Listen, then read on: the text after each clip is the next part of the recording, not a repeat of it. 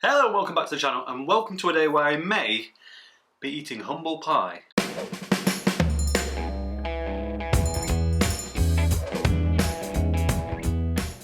Now the descriptions of these beers may well fit with pie fillings, but that's not really what I mean. I reviewed one Vault City beer in my short but fairly compact YouTube career is not the right word, voyage so far, and well, I wasn't all that nice about them. Now, I wasn't actually necessarily horrible about the beer, I just wasn't really sure if it was beer, and that the price was maybe a bit too high and whatever. Well, since then, and as you'll probably be shouting at the screen now if you are a regular viewer of this channel and know anything about kind of beer in the UK, these two have been available in Tesco in the UK for quite a while now, a few months, and they are significantly more reasonably priced, or so I thought. More on that in a minute. But I've not tried them yet, so they might be incredibly well priced, who knows.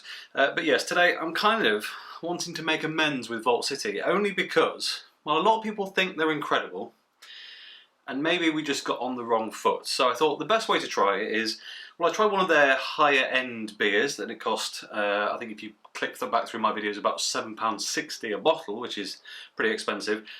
These only cost £3 each, so collectively a lot less, although that bottle was bigger, which is why I kind of want to come on to the point of actually how cheap are these.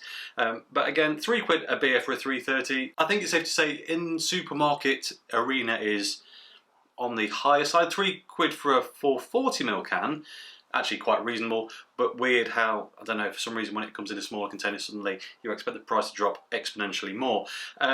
So, I'm going to try both of them today, see what they're like, and see if, well, I've been wrong, which I'm kind of hoping I am. So before we crack these open, here's a quick look at each bottle. First, the raspberry sour at 5%. And the tropical sour at 5.2. I'm going to open these both at the same time. I've not decided which glass is going for which, but given that's the order they were in, I'm going to do it that way round. Shouldn't make a great deal of difference, I don't think, with this type of beer, but you never know. I've heard good things about this. I've heard slightly mixed reviews on this one, so we'll see how we get on. Let's crack them open. Tropical going in first. Very hazy, as you might imagine from Vault City. Looks reasonably appealing, but we'll let it sit out for a moment. Lots of suds, lots of sludge in the bottom. Again, is kind of a thing with Vault City, so nothing unusual there. Can smell the yeast, actually. I haven't really got any other aroma, but as the bottle kind of passed by, definitely notable yeast smell coming off that. And then the raspberry, very pink, also very cloudy. Bit more lively in the glass, this one. Verging on a crummy pour there, aren't we? Now, for those that aren't familiar with Vault City, their thing, if you like, is heavily fruited beer. They mix huge quantities of, that's going to go all over the place. Oh no, I think we're safe, I think we're safe. A few bits on the side of the glass, but we're okay. Their thing is heavily fruited beer. They chuck loads of real fruit in the fermenter, and it comes out with these weird and wonderful concoctions. Now, the only issue with that is I feel like they've become a bit all about the fruit and not really about the beer. And what I'm reviewing is beer, therefore I kind of want it to be beer. But anyway, let's find out how these are, and then let's talk about, well, if I was wrong or not. So let's go back over to here, to the tropical sour. I mean, it smells tropical. There's no getting away from it. It's as advertised. Very mango-y. Passion fruit, papaya, pineapple, real mixed bag. I'm not sure exactly what's in it, but it's those kind of aromas. It smells like it's going to be thick, juicy, quite sweet, no hop or malt coming through, which is always that kind of deal breaker as to whether this really is a beer, but it might come through on the taste, so let's set that aside for a minute. And the aromas on the raspberry. So the one I tried from them before was a strawberry sour. It was their Strawberry Skies, which is like their premium deluxe version of their regular strawberry sour. This is a straight up raspberry sour. Very murky in the glass, that actually. This is very raspberry forward. There's absolutely no surprise. It's quite sharp on the nose actually. Feels like there might be a good amount of bitterness to it. Bit of a sweet backbone bit. Weirdly, I know it's raspberry, but a bit of a strawberries and cream thing.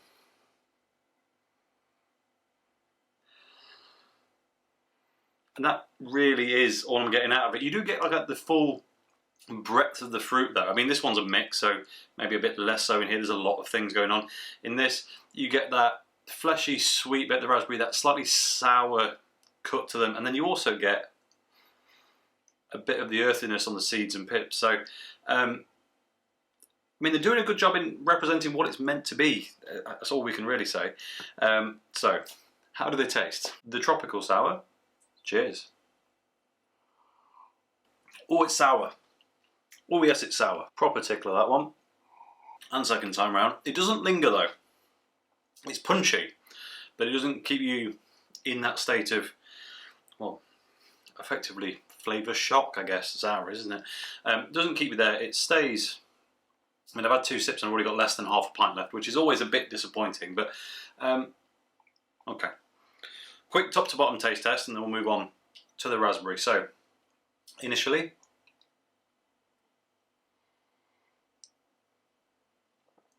tiny bit sour, tiny bit sweet, tiny bit carbonated on the front of the tongue.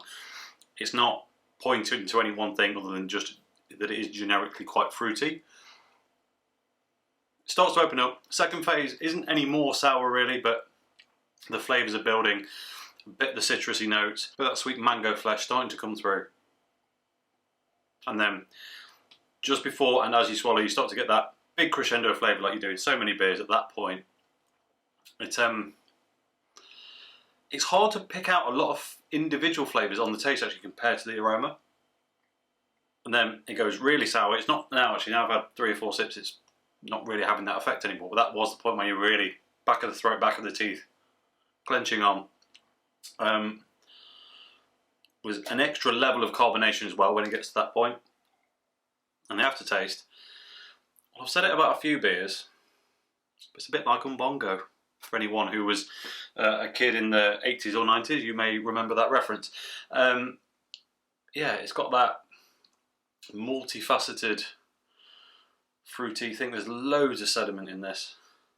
Well, I'll say loads. There's bits of fruit. I can see, I don't know if you'll be able to make it out. You see the pips in there? Are they all coming through? Come on, focus. There you go, look at that. I mean, there's really bits of fruit in this drink, which you don't get many places, certainly not in many supermarket beers. Now, whether it's a good thing or not, people appear to love it. I'm still very much on the fence.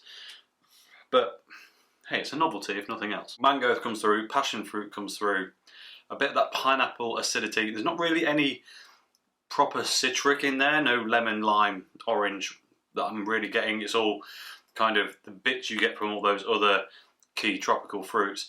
I suspect there's something else in there, papaya, guava, something like that, but I'm not really certain. So let's stick that down with a bit left so we can compare and contrast later. So this is kind of a bit unfair on this one, given that my taste buds have already been somewhat butchered by this, but let's crack into it with the raspberry. Cheers. Instantly. I know it's more lively in the glass, but actually a lot less carbonated, more silky smooth. In terms of actual thickness and mouthfeel, they're very similar, but this one just has a creamy edge to it.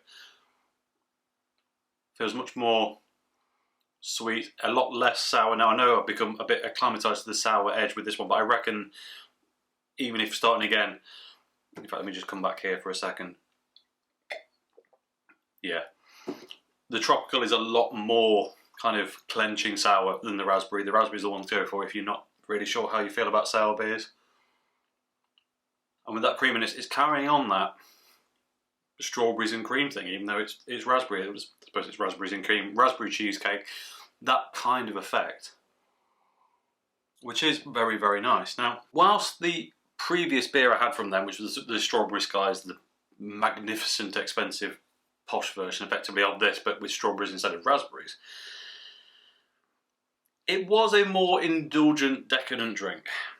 But I don't think it was really loads better, if I'm honest. I mean, if you sat them side by side, you'd absolutely want the expensive one more. But cost-wise, I'm not really sure it works out. But then again, given the size of the bottle difference, I'm still not sure if it really works out. So I'm going to do a quick top to bottom taste test on this, and it is going to be quick because really there's only one flavour. And then we'll take a look at the bottles and find out if these cheaper equivalents are actually a lot more worth it. But as you can probably tell by my reaction to these so far, I'm not really convinced they're beer yet, either of them, but I am a bit more akin to be nice to them compared to that more expensive one, even though I feel like, as I've already said, when we do the math on the volume versus the price later, it might not be quite that simple. So, top to bottom taste test. Initially quite sour on the lips and on the front of the tongue, very little carbonation. Second phase, sourness goes away a bit. Actually, you start to get some of that creaminess and a tiny hint towards that raspberry fruit sweetness, and it's like I can't remember what they're called. I feel like they were like Italian red and white sweets. I don't know if they were raspberry or strawberry, but they were Campinos, something like along those lines. Not seen them for years. Definitely a early 2000s thing, I think. But it doesn't taste like it, but the mouthfeel and the flavour combos are reminiscent of that. And this gradually, to be honest, there is a lick of raspberry on the swallow, and that's where it peaks, but it kind of gets there and then very quickly fades away. And you said it's a nice fruity, creamy drink that's not too aggressive, to be honest. It's quite pleasant. Very good. It's very good. It's very nice. It's very enjoyable. But it's not beer. Let's be absolutely clear. Neither of these really, for me, fall into that category, but I didn't really expect them to. What we're trying to answer is, well, are they a more appealing proposition available in the supermarket at this price point? So let's find out exactly how much I paid for what volume last time around. It's going to take me a few minutes. For you, it's going to happen almost instantly. Okay, so it turns out, whilst it was a bigger bottle last time around, it was only 375ml, which is an obscure volume, I think we can all agree. But these are 330s. I'm fairly confident. Yeah, these are 330s. So, actually, these are a lot cheaper because there's only 45ml difference and these are less than half the price. As a result, I actually feel like I can recommend these as a purchase. Certainly not as a beer, but they hold the quality of the more expensive ones, just in a slightly thinner, less intense package, which is important because the more expensive ones I was a bit annoyed at for the fact that it basically cost me £7.60 for less than 400ml of Alco Pop, is how I kind of termed it. But, well, they are better than Alco Pops. This is not WKD, right? Let's not be that mean. It's not, because it's not true. But when it's at that price point, it felt maybe more akin to an Alco Pop than something worth £7.60. And I'm sure plenty of people will disagree with this. This is just my opinion. However, these at £3 a pop, well, now we're talking. I can get on board with this. As a refresher at the end of the night, as a sweetener, as a palate cleanser, whatever you want to call it, or just one of those days when you don't fancy a beer, and this is 2 beer reviews in a row where I've said that phrase, which is a bit odd really, because I don't have those days very often, but in the case that you do, I actually think these are not a bad shout, and they are, as I said, available in Tesco at the minute, which I'm not the world's biggest fan of Tesco, but hey, sometimes you've got to get what you can get. So let's take a quick look at the bottles and see if we can learn any more about them. First up, the Tropical Sour. It says Vault City Brewing, creating modern sour beer with a focus on bold and juicy fruit flavours in the heart of Scotland. Vault City, of course, being Edinburgh. Tropical Sour, celebrating juicy fruits from more tropical climate, pineapple, passionfruit and guava, combined to create a beer that is sweet, tart and juicy in equal measure. Okay, I mean, I mentioned all of those. I'm pretty surprised there's no mango in this, to be honest, but hey, we'll take it. It's 5.2%. Modern sour beer, product of Scotland. Artwork by Alex Hovey Illustration, and that's at Alex Hovey Illustration with underscores. So if you want want to check them out. It says, want more great beer from independent breweries? Visit your local independent bar or bottle shop, bottleshops.online. Oh, that's cheeky. So they know they're putting this into Tesco, so they're forwarding people to bottle shops, which I think I can get on board with. We'll let them have that. That's quite a good thing. Ingredients are malted barley, passion fruit, guava, pineapple, wheat, oats, hops, and yeast. I mean, I'm not getting any of those base elements, but I'd be interested to know what hops go in this because I'm really not picking anything up. And that is really all it says about it. Some nice texture on these labels, actually. It's also something you don't often get on supermarket beers. And then on this one, obviously we've got the same spiel about Vault City, but this one, raspberry sour, celebrating the king of Scottish berries, the humble and mighty raspberry, grown in the foothills of the Cairngorm mountains, tart, juicy and sweet in equal measure.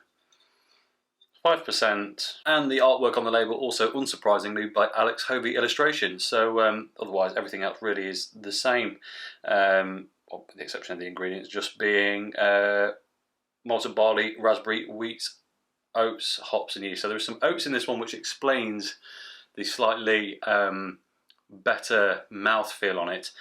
And I have to say, Scottish raspberries, Scottish oats, this is a distinctly Scottish beer, unlike this one. It's both made in Scotland, but this is Scottish homeland kind of stuff. And I'm a big fan of that. As a result, the raspberry gets my vote, I have to say. But this isn't without its charm. It's got a kickback to that kind of, well, it's umbongo. This is the reason I kind of like beers that taste like that. It's just a kickback to my childhood. It's a nostalgia thing. I'm not really sure in my mind whether it constitutes a good beer or not, but I enjoy it nonetheless. So, have I been a fool? Well, maybe for not trying these earlier. But other than that, I think I'm pretty solid in my convictions. I do think that their premium range, whilst delicious, maybe not exactly worth it. But these at this price point, yeah, absolutely. So, as always, thank you very much for watching. If you enjoyed this video, please like it. If you haven't already, subscribed, if you would be so kind. And I'll catch you next time. Cheers.